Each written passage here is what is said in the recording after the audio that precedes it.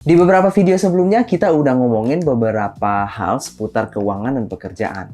Namun ternyata ada beberapa yang request untuk ngebahas seputar tips and trick untuk bekerja di BUMN. Jadi di video kali ini kita berdua bakal omongin gimana cara agar kalian bisa masuk bekerja di BUMN. Tonton terus videonya ya.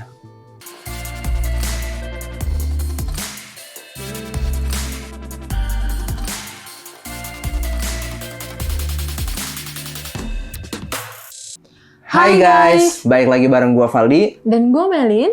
Kami berdua merupakan pegawai BUMN yang sedang menerapkan prinsip side hustle dalam kehidupan perkantoran kami berdua.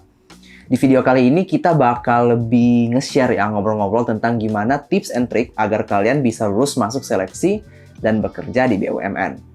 Informasi-informasi ini strictly based on pengalaman kita berdua dan juga informasi-informasi yang kita dapatkan baik dari rekan kerja maupun sesama kerabat yang mempunyai experience yang sama di bidangnya.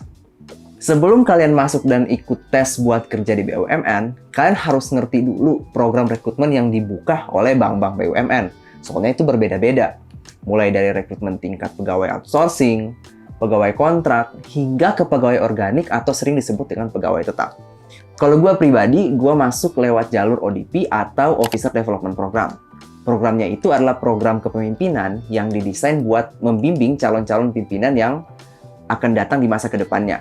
Intinya kalian dilatih buat jadi pemimpin ke depannya, kayak langsung ngelompat jabatan lah, langsung ke posisi yang lumayan tinggi ketika masuk dan lulus seleksi.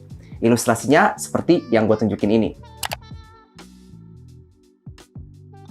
Namun, apa yang akan kita berdua bahas kali ini sama sekali nggak terbatas hanya untuk rekrutmen ODP doang, di mana hal yang kita bahas itu bersifat umum dan bisa kalian terapkan ketika melamar pekerjaan pada umumnya. Paling pertama, kalian harus lengkapi CV kalian. Dan yang gue maksud dengan lengkapin CV adalah bukan sebatas dari mempercantik desain doang, tapi benar-benar lengkapin informasi di dalam CV kalian. Pengalaman organisasi di kampus, pengalaman kerja, magang, dan juga sertifikasi yang kalian ikuti, serta penghargaan yang pernah kalian terima, itu dicantumin semua. Karena itu, ngaruh banget ke screening berkas tahapan awal. Misalkan, ada 2 calon kandidat yang level intelektualnya yang sama. Yang A dicantumin kalau dia pernah ikutin organisasi di kampus, dan yang B gak ditulis sama sekali. Most of the time, yang bakal diterima adalah si A. Di CV kalian juga harus cantumin skill kalian dengan jelas, karena skill-skill tambahan ini yang bakal jadi pembeda antara kalian dengan calon kandidat yang lain. Tapi ini tolong digarisbawahin. Dan tolong dicantumin skill yang benar-benar praktikal ya, bukan cuman skill yang dibuat-buat. Skill yang praktikal itu kayak gini, kalian misalkan bisa graphic design, itu praktikal. Kalian bisa copyright, nulis, itu praktikal.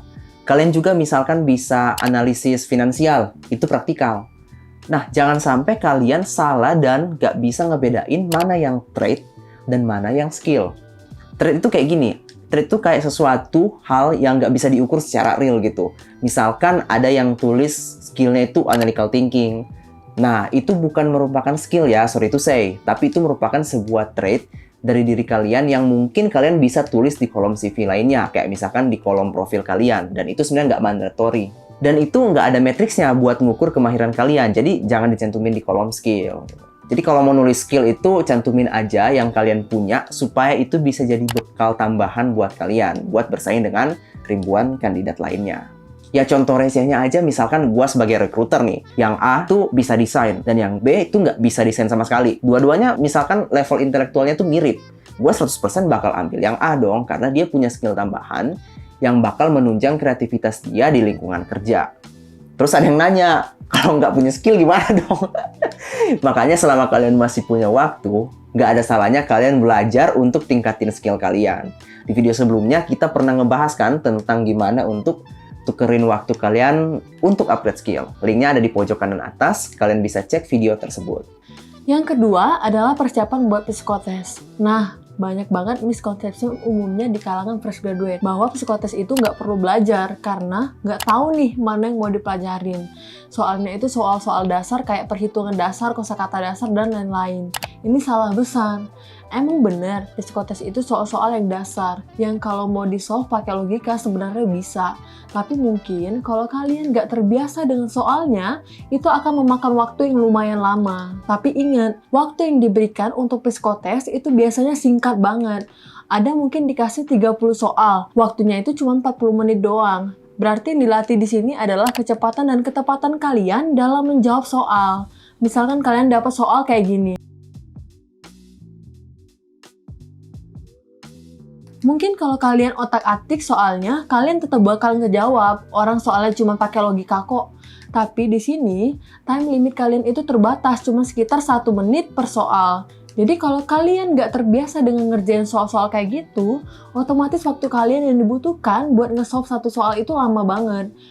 Makanya di sini kalian harus bisa biasakan diri untuk bisa ngerjain soal-soal yang jenis kayak gitu. Perbanyak isi-isi soal latihan dan lakukan persiapan yang matang. Tanamkan prinsip itu ke kalian bahwa kesempatan itu akan datang setiap saat dan kebanyakan datangnya itu secara tiba-tiba. Tinggal gimana cara kalian dapat menyikapi kesempatan-kesempatan yang ada ketika hal itu datang. Apakah kalian siap atau enggak? Dan setiap kesempatan yang datang itu kemungkinan enggak bakal datang untuk kedua kalinya. Kemudian yang ketiga dan yang terakhir adalah cara kalian menjawab pertanyaan-pertanyaan interviewer. Usahakan setiap kalian menjawab pertanyaan yang diberikan oleh pewawancara, jawab dengan singkat, padat, dan jelas. Jangan pernah ditanya A, kalian jawab B. Misalkan ditanya, kamu bisa apa? Langsung aja jawab dengan jelas. Kamu punya skill A, kamu punya skill B, kamu punya skill C, skill D, dan cara implementasinya di dunia kerja itu gimana. Jangan diputer-puter tuh jawabannya. Nanti malah lari ke sana, ke sini, terus inti dari jawabannya itu malah hilang. Usahakan kalau ngejawab pertanyaan interview, hindari kata-kata yang sulit dimengerti dan membuat percakapan kamu tuh terbelit-belit. Misalkan kamu punya skill untuk edit video. Udah bilang aja, saya bisa editing dan graphic design menggunakan Premiere Pro, After Effects, dan lain-lain. Gitu, kelar. Gak usah diputer-puter kayak saya memiliki keterampilan dalam pengoperasian beberapa software editing yang saya kembangkan bla bla bla bla bla bla bla. Adanya nanti malah interviewer itu kebingungan dan hilang mau buat ngelanjutin interview kamu. Kemudian kalau ngejawab interview, usahakan fokusin semua itu ke pengalaman dan skill kalian. Contohnya, pengalaman kalian di kampus. Project-project yang telah kalian lakukan dan skill yang kalian miliki, kalau bisa dijual, juallah setinggi mungkin diri kalian di depan pewawancaranya. Tapi, hindari sejauh mungkin untuk curhat kehidupan kalian secara personal. Misalkan kalian curhat tentang gimana orang tua kalian, gimana lingkungan pertemanan kalian di kampus, itu kalau bisa dihindari. Karena yang bakal dinilai oleh human capital itu bukan tentang kehidupan personal kalian, melainkan tentang kompetensi kalian, cocok enggaknya dalam suatu pekerjaan tersebut. Kemudian, yang terakhir adalah kurangin jawaban menjilat dalam suatu interview. Misalkan ditanyain kontribusi apa yang bisa kamu berikan untuk perusahaan. Balik ke poin gua sebelumnya, jawab aja dengan singkat, padat, dan jelas, sesuai dengan kemampuan dari diri kalian. Misalkan kalian jago olah data, bilang aja kontribusi yang bakal kalian berikan tuh, kalian bakal bikin suatu dedicated dashboard untuk mempersingkat workflow para karyawan dalam ngefilter data-data yang dibutuhkan. Udah, simple dan clear. Jangan kalian puter-puter kayak misalkan, dengan dedikasi saya sebagai orang yang penuh integritas, saya akan mencoba untuk bekerja seproduktif mungkin dengan memakan waktu yang saya punya, bla bla bla bla bla bla bla. Itu mah tong kosong nyaring bunyinya kalau jawabnya kayak gitu. Mungkin itu adalah 3 hal umum yang harus kalian perhatikan sebelum ngelamar pekerjaan, khususnya di BUMN. Mungkin dari kamu ada yang mau ditambahin nih? Kalau menurut gua ya, yang terpenting adalah bekali diri kalian dengan persiapan yang matang, baik dari segi skill dan pengetahuan. Udah, itu aja.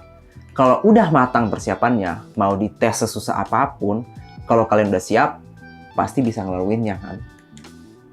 Mungkin itu aja dari kita berdua. Jangan bosan-bosan untuk support terus channel ini dengan tekan tombol like, subscribe, dan share ke teman-teman kalian kalau kalian anggap video ini bisa bermanfaat bagi banyak orang. Jangan lupa juga untuk follow channel gaming gua, linknya ada di deskripsi ya. Akhir kata gua Valdi. Dan gue Melin. Sampai ketemu on the next video. See you and be smart.